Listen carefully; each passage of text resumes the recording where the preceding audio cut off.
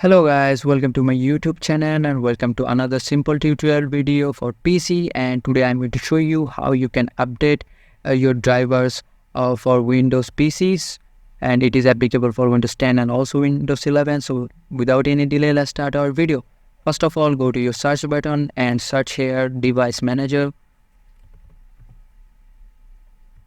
You can see the option Device Manager, and there is also another way you can find the Device Manager.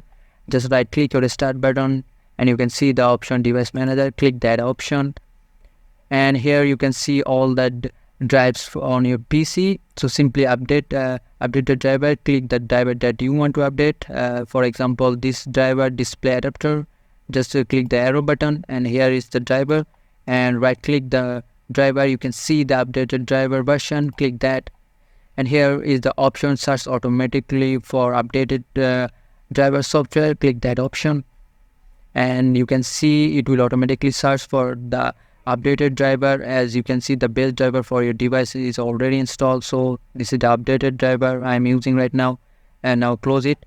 And there is also another way you can update your driver. Just simply click it and update driver, and you can see browse your computer for the driver software. Click that and here you can give the path that you downloaded the driver from any browser, or to drive the downloaded that.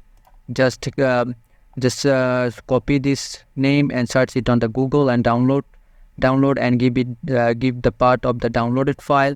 And you can pretty much do any every driver like this, update every driver like this. Simply do that and search for it.